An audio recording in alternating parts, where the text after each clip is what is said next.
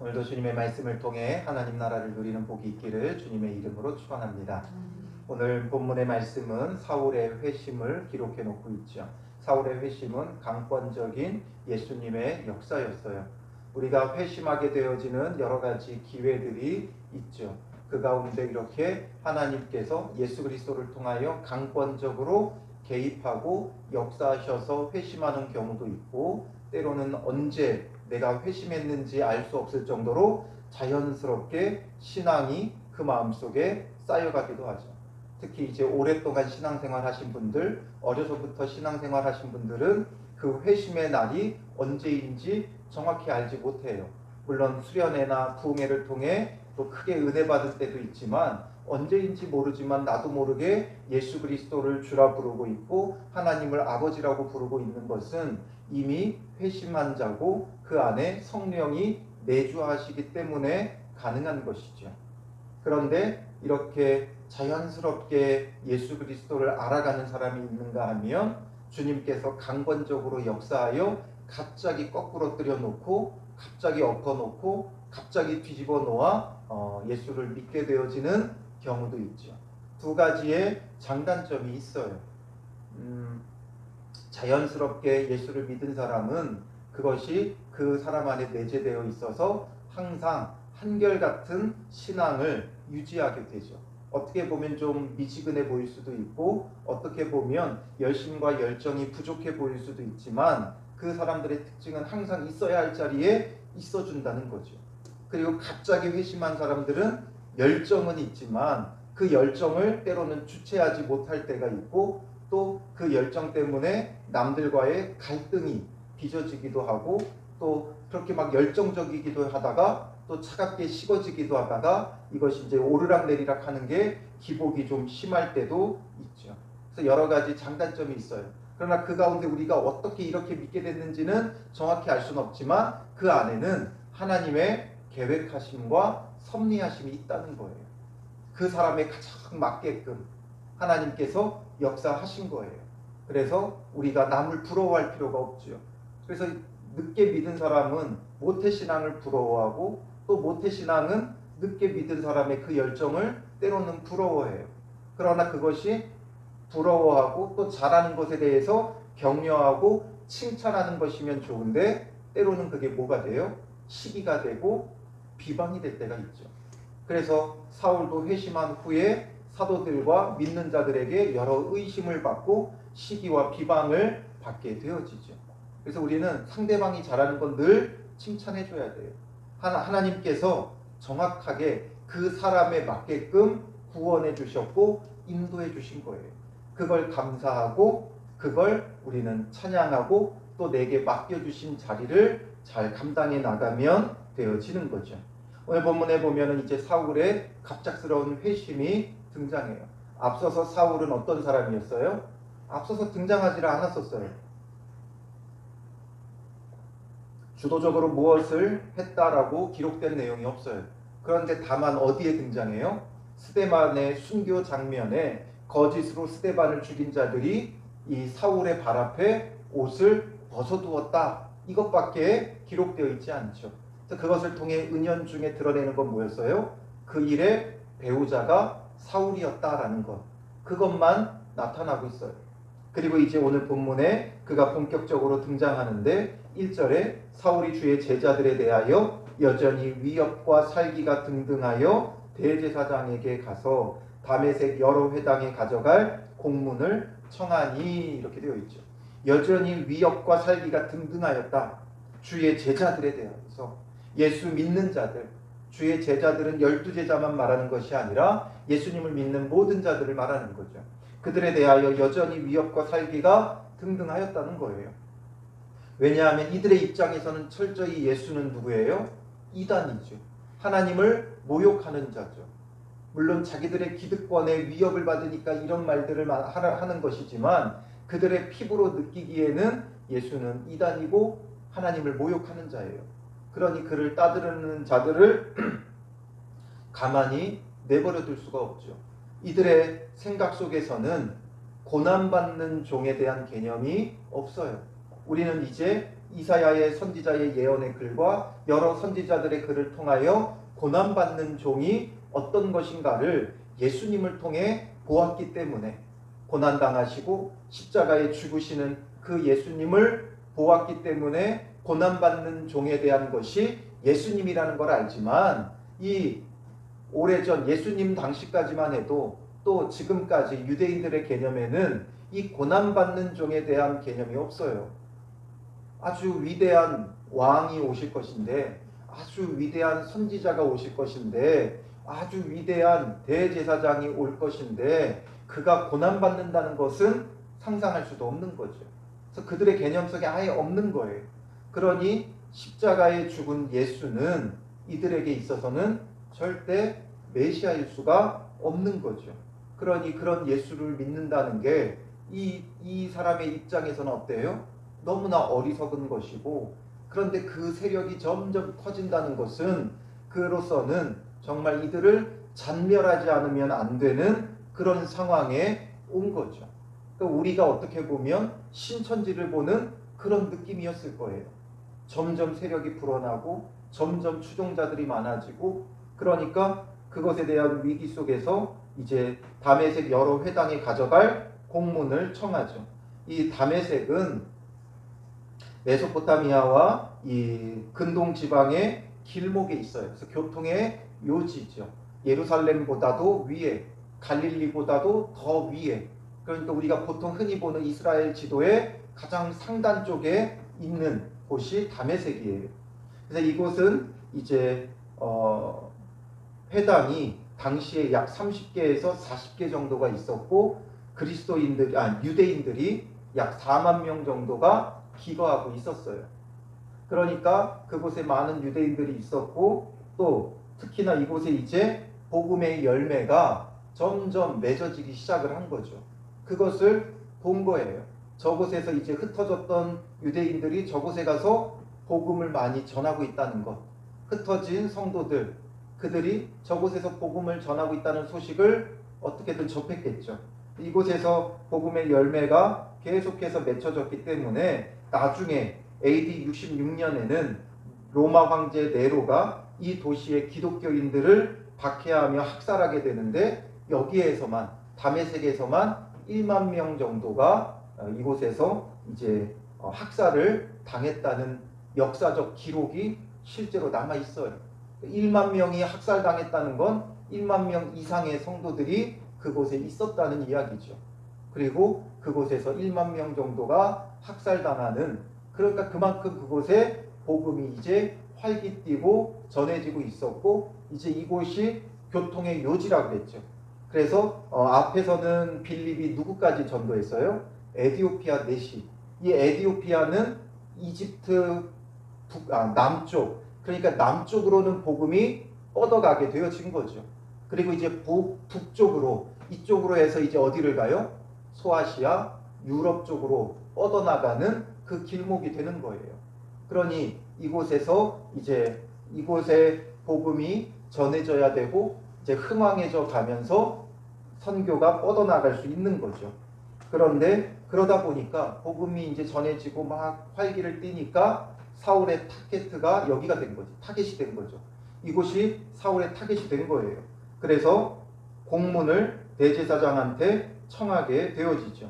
왜냐하면 당시 대제사장은 사내들인 공회의 회장이에요. 그러니까 사내들인 공회의 회장으로서 어떤 자격을 갖고 있냐면, 외국으로 도피한 유대인들을 본국으로 송환할 것을 요구할 권한이 있어요. 그러니까 각 회당장들에게 공문을 보내서 이제 예수를 주라 시인하는 자들, 그들을 이제 본국으로 송환해라.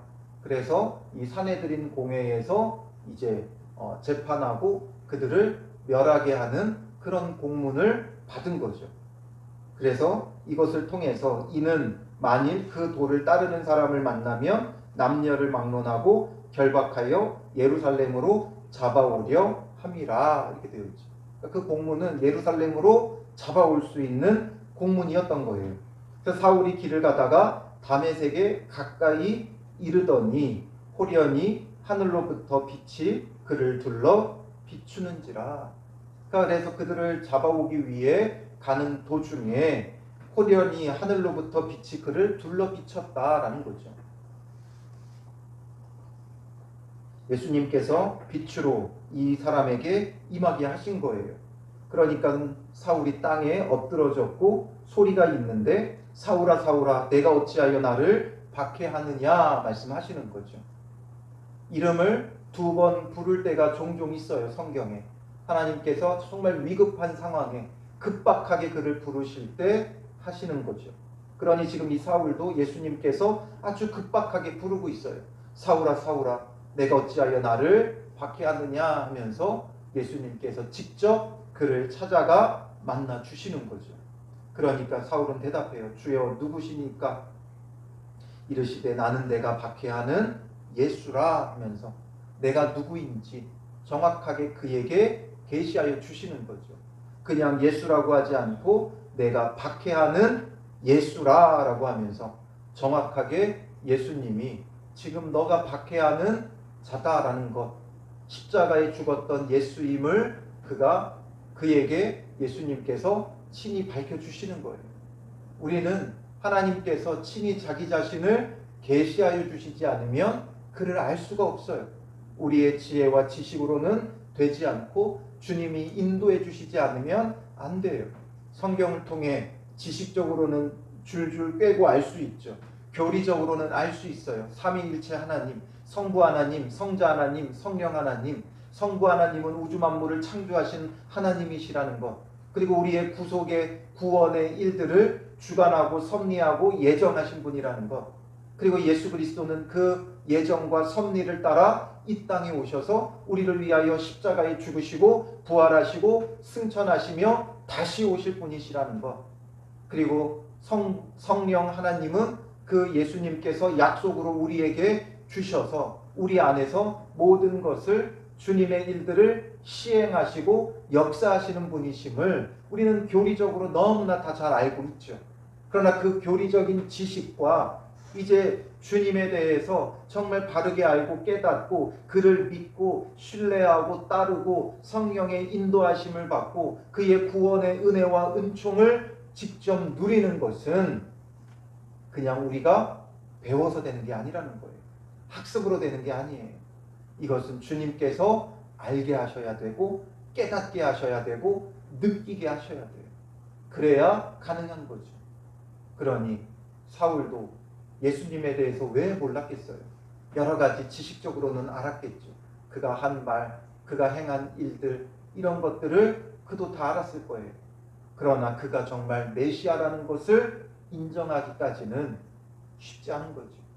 그가 메시아라는 것을 알기 위해서는 무엇이 필요한 거예요?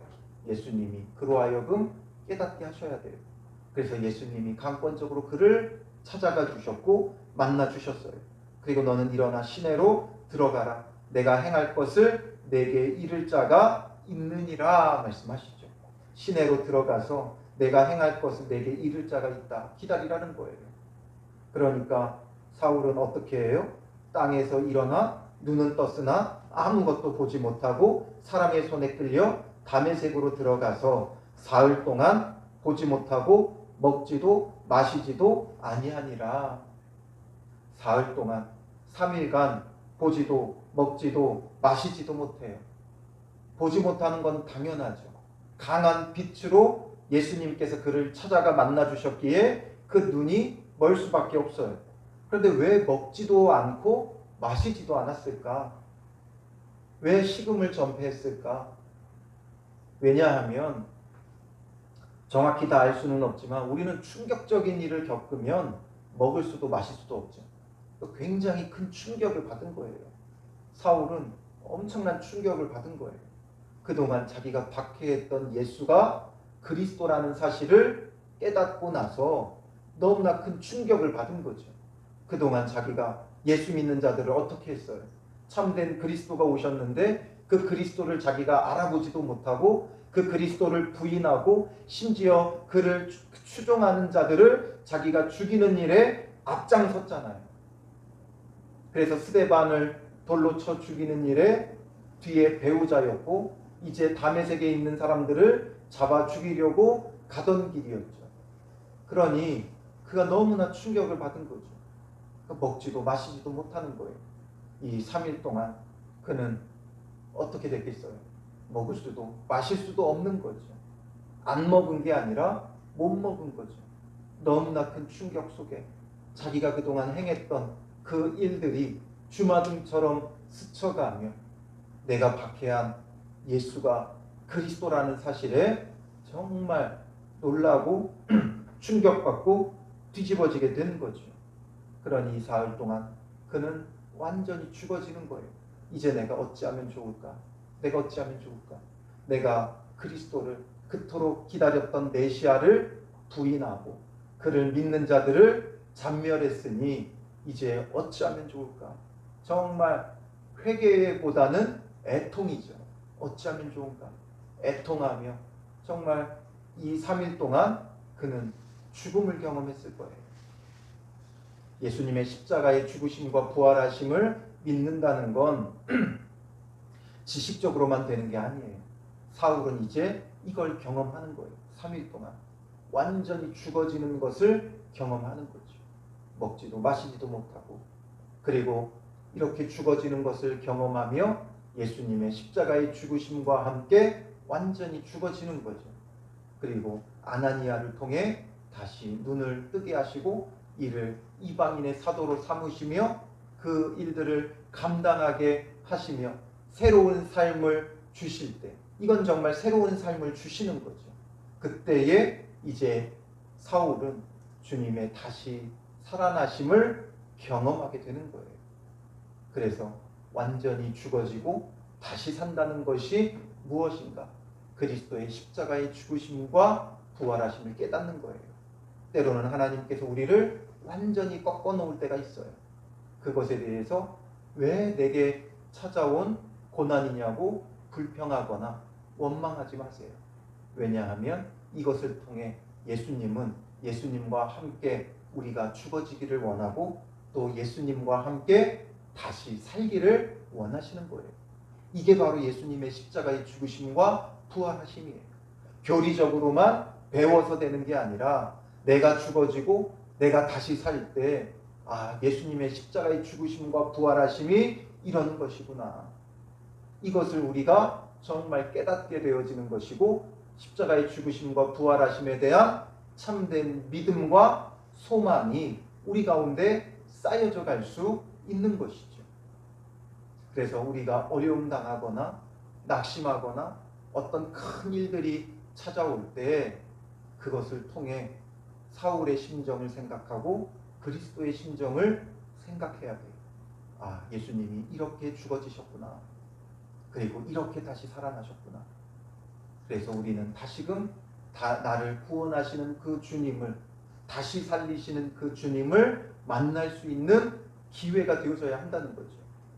그리고 이제 다시 살아난 우리에게는 새 생명, 주님의 목적을 따라 살아가야 돼요. 주님의 증인이 되는. 주님께서 왜 이렇게 하세요? 사울을 이방인의 사도로 삼으려고 하시는 거예요. 왜 이런 사람을 이방인의 사도로 삼으려고 하느냐? 12사도도 있고 또 7집사도 있고 그 7집사 가운데는 스데반 같은 순교자도 있고 빌립과 같은 복음 증거자도 있어요. 이 빌립을 사용하셔도 되죠. 스데반은 순교했으니까 에디오피아 네시아에게도 복음을 전했던 이 빌립을 사용하실 수도 있어요. 그런데 왜 예수 믿는 자들을 잡아 죽였던 사울이었는가? 이걸 우리는 생각해 볼 필요가 있죠.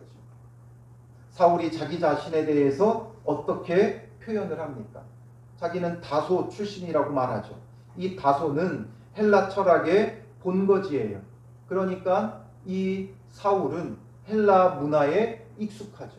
이 당시는 헬라 문화가 전 세계를 덮고 있었어요.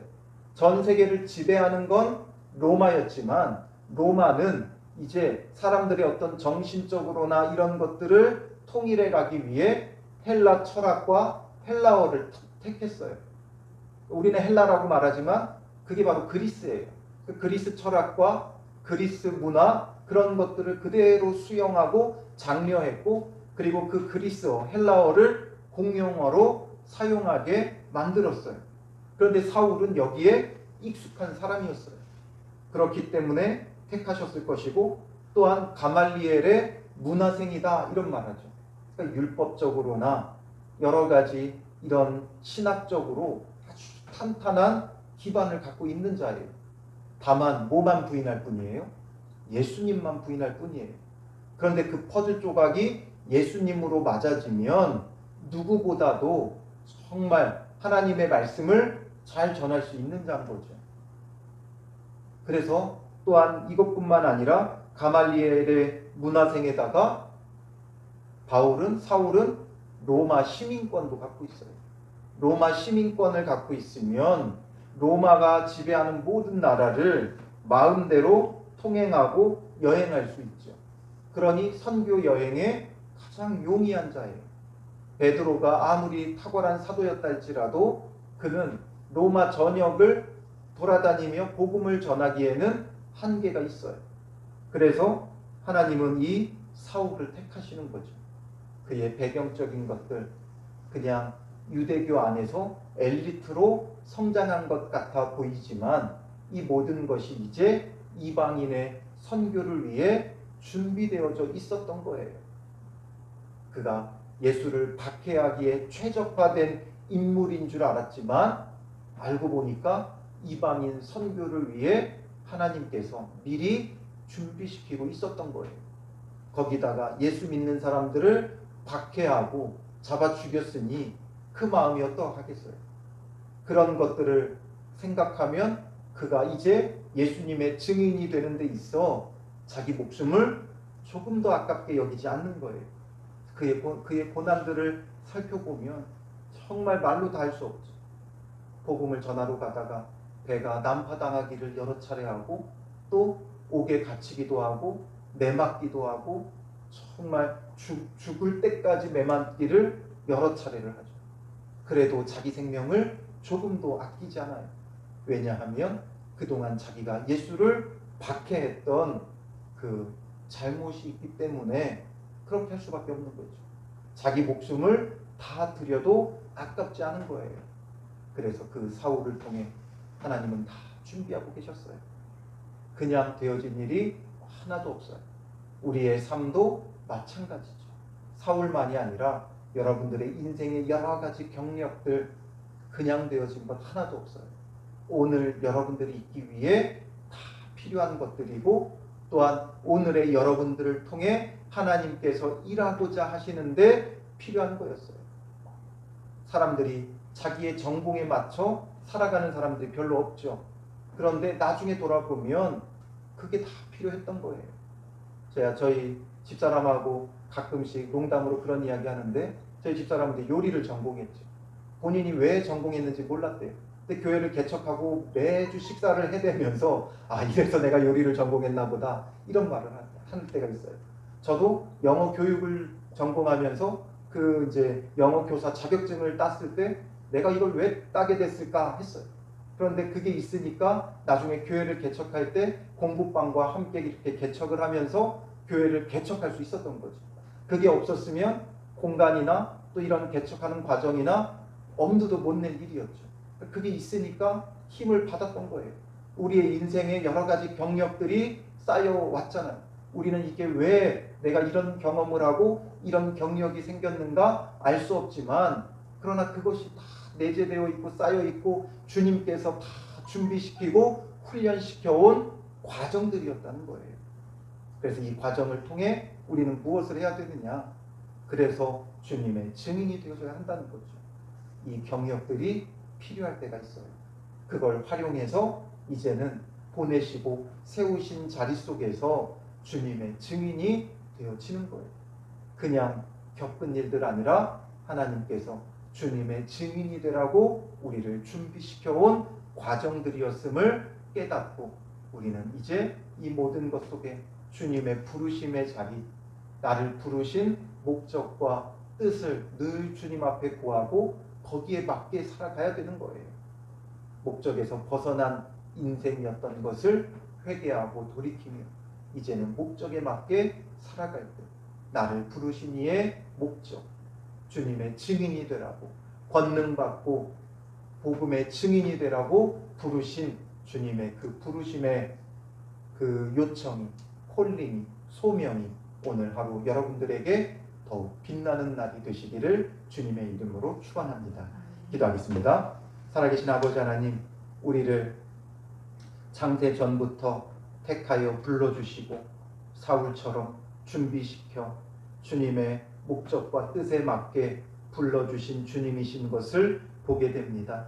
주님, 우리의 삶 속에 여러 과정 속에 준비되어졌던 모든 것들 주님 안에서 잘 활용하게 하시고 이 모든 것들이 활용되어 예수 그리스도를 전하며 증거하는 목적과 부르심의 뜻에 맞는 삶을 살아갈 수 있도록 인도하여 주시옵소서.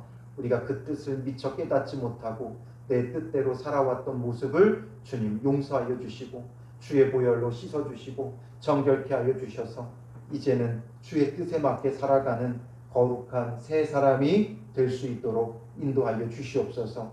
그리스도와 함께 죽고 그리스도와 함께 다시 산다는 것이 무엇인지 깨닫게 하여 주시고 아버지 하나님, 이것을 붙잡고 이제는 참 소망과 믿음으로 주님 보내신 자리에서 예수님이 참된 그리스도시요 구원자이심을 전하며 증거하는 복된 날 되게 하여 주시옵소서. 우리 부르심의 그 소명을, 콜링을 우리가 날마다 스스로 점검하며 깨닫게 하시고 그 뜻과 목적에 맞는 하루가 되어져 주님께 영광된 날이 되게 하여 주실 줄 믿사오며 예수님의 이름으로 기도합니다. 아멘.